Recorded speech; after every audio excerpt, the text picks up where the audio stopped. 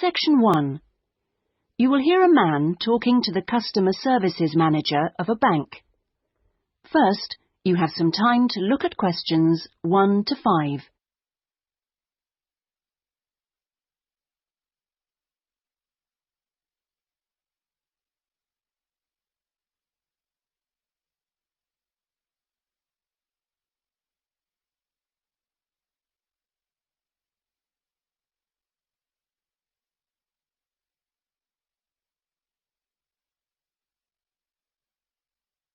You will see that there is an example that has been done for you.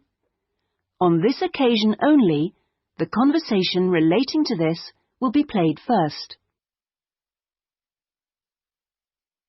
Good morning. I'd like to open a bank account, please. Certainly. If you'd like to take a seat, I'll just get some details from you.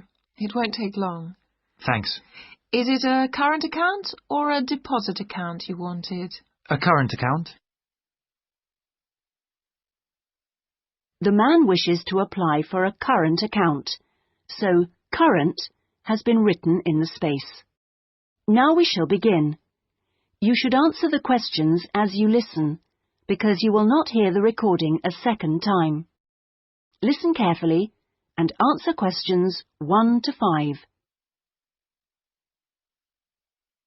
Good morning. I'd like to open a bank account, please. Certainly. If you'd like to take a seat, I'll just get some details from you. It won't take long. Thanks. Is it a current account or a deposit account you wanted? A current account? Right.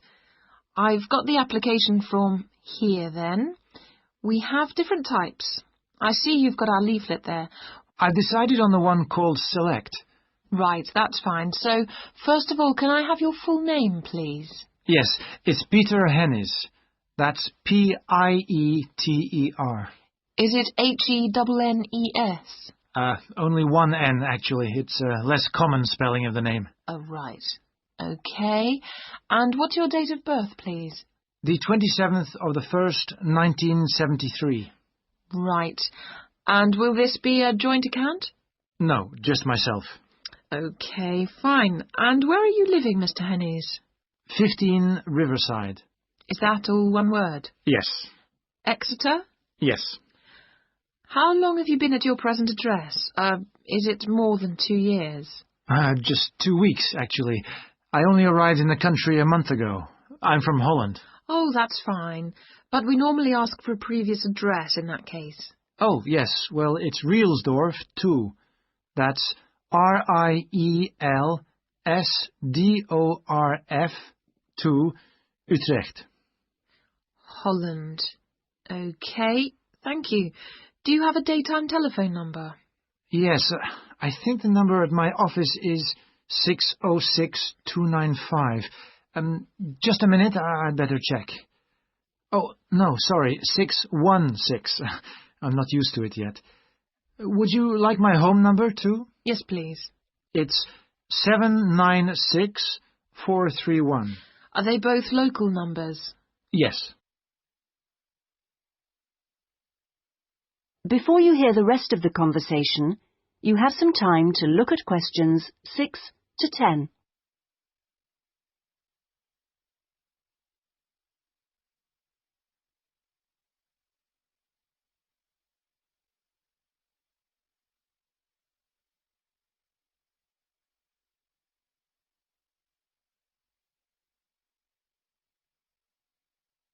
Now listen and answer questions 6 to 10. Right, and your occupation? Well, I'm in Britain as a project manager, but that's not my main job. I'm an engineer by profession. I see. I think I'll put that then. It's shorter. Now, we usually ask for a piece of information which we can use to check your identity for security reasons. You know, if you phone us. Like my wife's first name? Mother's might be better. It's less likely to be known. Okay, hers is Siti. Siti? Yes, S-I-T-I. It's Indonesian. Fine. And how much would you like to open your account with? We usually ask for a minimum sum of £50. That's about €75. Well, I'm going to transfer 2,000 euros from my Dutch account just till I get paid. In fact, I wanted to ask you about that. What's the best way to do it? It depends which bank you're with. It's the Fransen Bank in Utrecht. OK, fine. I'll check that in a minute. If we have links with them, we can do a direct transfer, but it's not a big problem either way. Let's see. How often would you like to receive statements? I haven't really thought. What's the usual thing? It's up to you. Some people like them weekly. Oh, no, that's too often. Can I have them sent once a month? Yes, that's fine. Is there anything else? I was thinking of registering for your internet service at some stage. Oh, yes. Would you like me to send you information about that? Please, yes. And would you like to receive information about the bank's other services? Insurance, loans, anything like that? I don't think so, thanks. That's okay then. And one last thing. If you agree... That is the end of section 1. You now have half a minute to check your answers.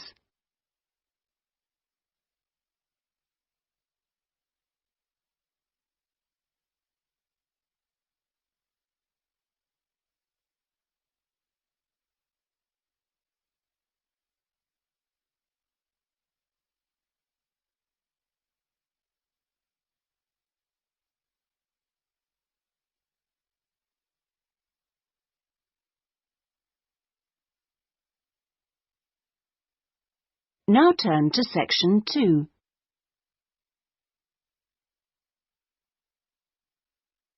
Section 2. You will hear a guide giving visitors to a country house information about the house and gardens. First, you have some time to look at questions 11 to 13.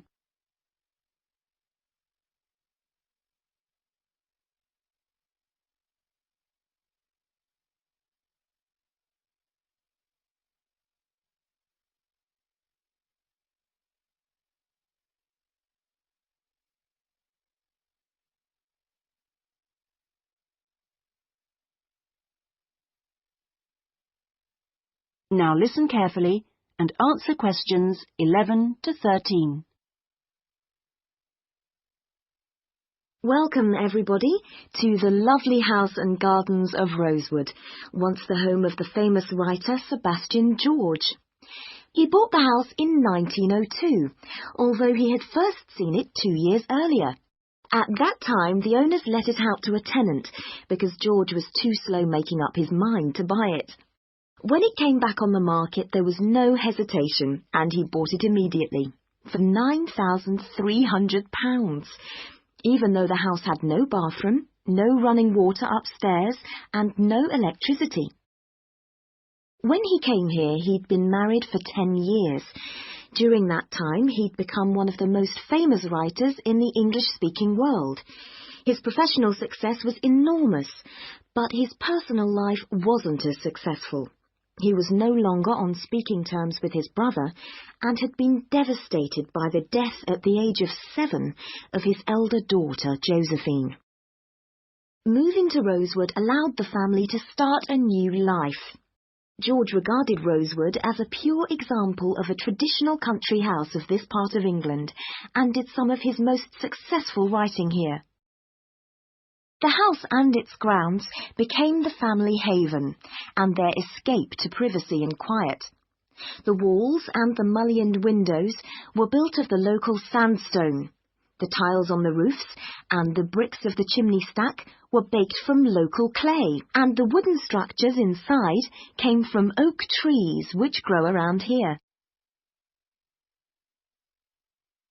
Before you hear the rest of the talk, you have some time to look at questions 14 to 20.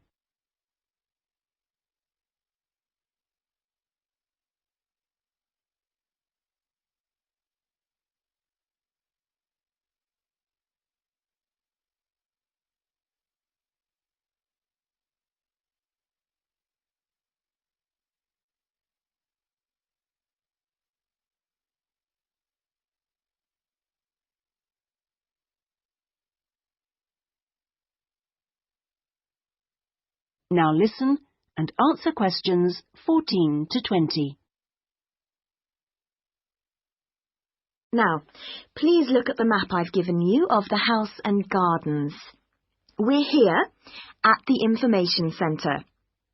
Follow the path marked with the arrow, and the first area you come to is the orchard on your left. As you go further down the path, there's the kitchen garden on the right. And as you go round the first sharp corner, you will find to your left an area where different types of pear tree have been planted, as well as some lovely flowers. And this is known as Pear Alley, designed by George himself. Next to this is the greenhouse, where some exotic plants and fruits are grown. Follow the path round the second corner, and on your right you will see the entrance to the mulberry garden, with its 500-year-old tree. Past the mulberry garden, follow the path until you reach the front of the house. I suggest you spend a good hour wandering around this lovely building. A guide takes visitor groups round every 2 hours. If you would like to purchase any of George's books or other souvenirs, then leave the house by the side entrance, where you will find our shop, which is situated between the house and the garage, which contains the magnificent old Rolls-Royce car, which used to belong to George. I expect by this time you may also be in need of a rest and some refreshment. Most visitors are, so why don't you visit the tea room on the far side of the garage? If you have time, there is a lovely walk down towards the River Dudwell. For me, this is the best part of the estate. This isn't on the map, but it is all clearly signposted. You cross the field, which spreads along the banks of the river. In spring, this area is well worth a visit. Spend a minute or two watching the water pass by underneath as you cross the footbridge, and then continue along the river walk through the woodland. On a hot summer's day, the trees along this path provide welcome shade. Eventually, you come to the watermill, which used to provide the electricity for the house. Only about 4 hours every evening in George's time. And finally, for those of you who would like to see stunning views of the surrounding countryside and who are a little bit more energetic, when you return from the mill, take the first turning on your left and climb up to the viewpoint. You won't regret it. Enjoy your visit. That is the end of section 2. You now have half a minute to check your answers.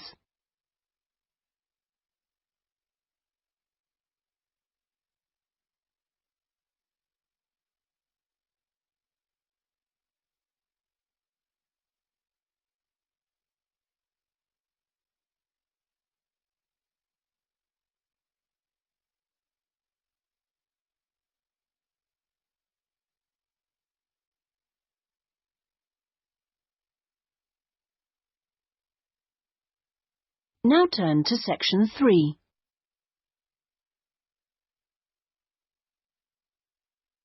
Section 3. You will hear 2 students, Jack and Lucy, discussing a marketing assignment they are working on together. First, you have some time to look at questions 21 to 24.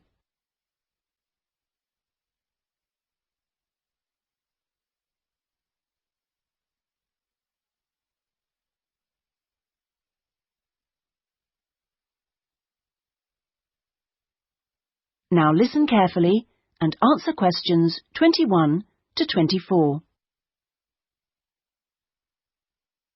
Lucy, we really need to get working on this marketing assignment.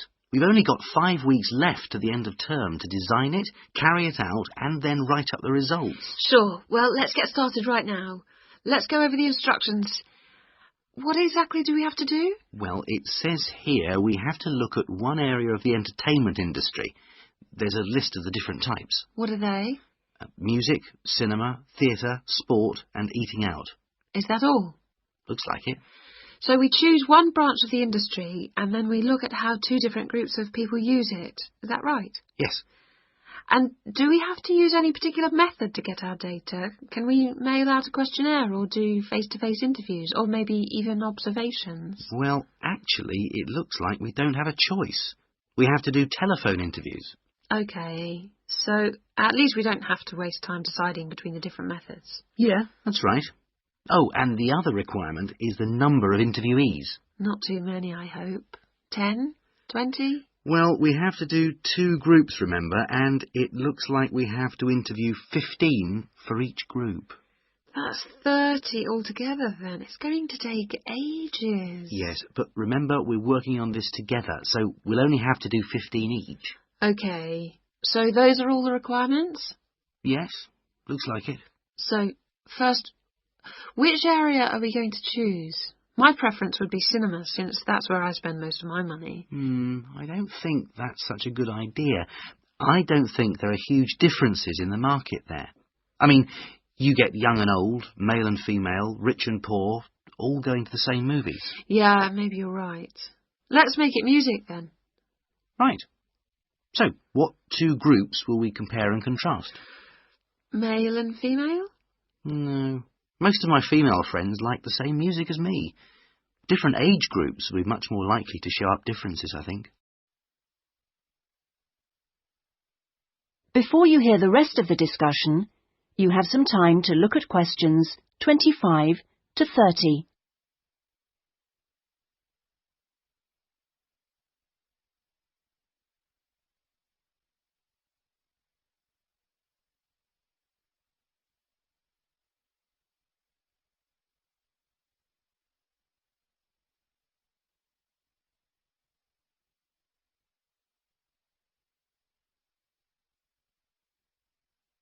Now listen and answer questions 25 to 30. Yeah, I suppose you're right again. I'll take some notes, shall I? So, age groups. Well, what do you think? Maybe 25 or under for one group and 45 or over for the other group? That should show up differences. Right. OK, next. How about the kind of music they like? Let's give them some choices and then we can just tick boxes. OK, let's have pop, jazz, folk, easy listening. What else? Well, we should include classical. Some people like it, you know. OK, and then we should have how they listen to music. The medium. Right, let's include radio, CD, and then I guess there's TV. What about concerts? You know, in pubs and halls. Oh yeah, we should include live music, of course. OK, we're on a roll now. Next point could be about where they actually get their music. You mean, like, do they buy it in music shops or department stores? Yes, or download it from the internet. Right, that could be for recorded music. Then we need another section for live music. Where do they go for that? OK, let's say disco, pub, club, concert hall. Or opera house. And I guess we should include karaoke bars. Not many of them in this city. OK, we'll leave that out then. So what's left to do? That's it. Well, now we can make a timescale for doing it. That is the end of section 3. You now have half a minute to check your answers.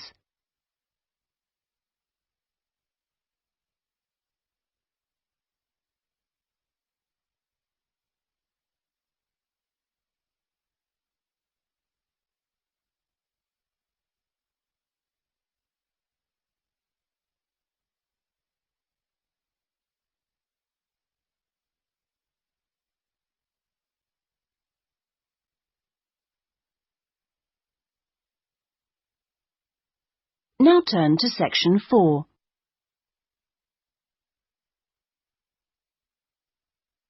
Section 4. You will hear a lecturer talking about farming in ancient Ireland. First, you have some time to look at questions 31 to 40.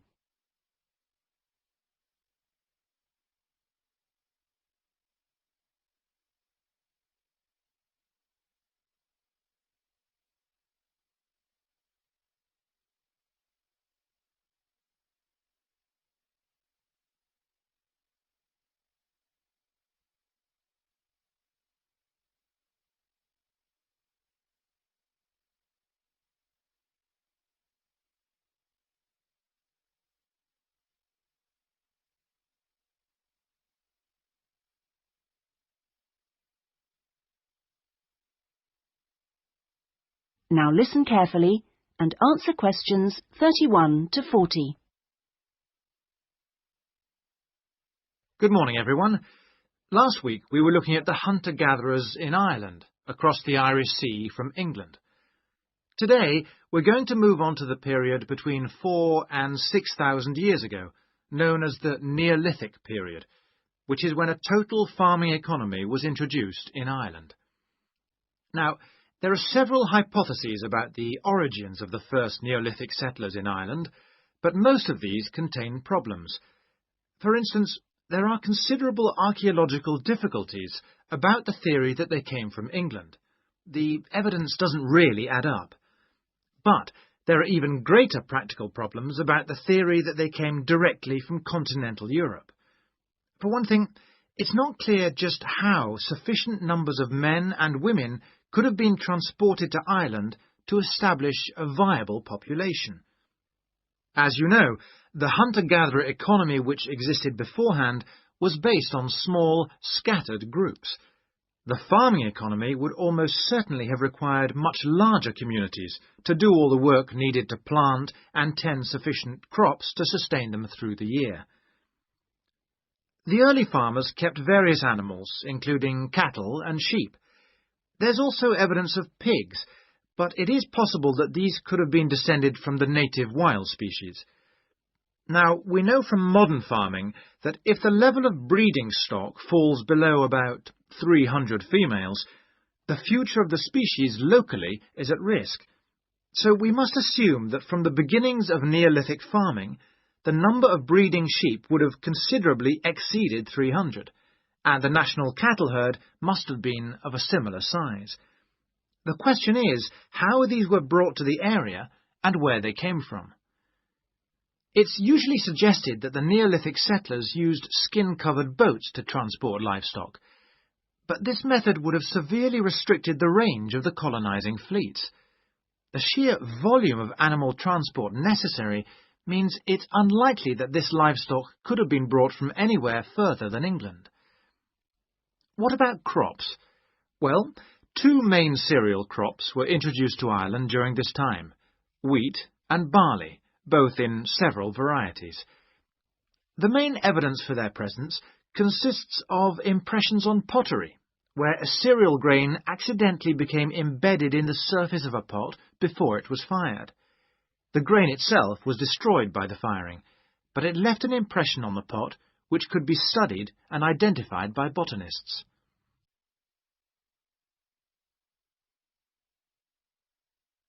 Let's turn our attention now to the farming technology available at that time. Before the cereal crops could be planted, it would have been necessary to clear the forest and to break the ground by ploughing. The stone blade of a plough has been discovered during excavation in County Mayo in Western Ireland. The body of the plough would have been of wood and could have been drawn by people, but it's also likely that cattle were used. Now, the cultivation of crops and the husbandry of livestock brought about changes in people's lifestyle, such as the type of shelters they made. For one thing, instead of moving from place to place, they needed permanent dwellings. The stone axes used to chop down trees to make these dwellings were far superior to any that the Stone Age hunter-gatherers used. To make the axes, sources of suitable stone had to be found and systematically exploited. These so-called axe factories were really quarries rather than factories, as the manufacture of the axes wasn't regularly performed on the quarry site. However, after the axe had been chipped into shape, they needed water and sand for grinding and polishing, so a high mountainside wouldn't have been an appropriate place for this. So this final stage of the manufacture must have been carried out close to water, and sure enough, there's ample evidence of this at coastal sites. Now, it's clear that these Neolithic axes were transported all over Ireland, as well as to Scotland and the south of England. It's not really surprising that axes from axe factories in England have also been found in Ireland.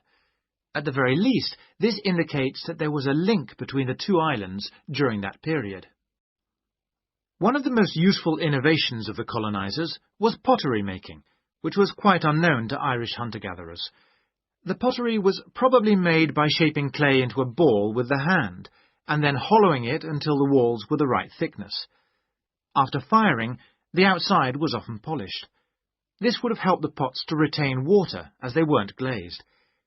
Now, we know that the clay used usually came from local sources, which suggests that manufacture was on a fairly small scale, even though thousands of fragments are usually found at Neolithic sites. In the course of time, decoration began to appear. At first, this looked like a series of stitches and was just around the tops of the pots. This could have been an imitation of earlier vessels, which were made of leather sewn onto wood. Then, eventually, pots with decoration all over became much more... That is the end of section 4. You now have half a minute to check your answers.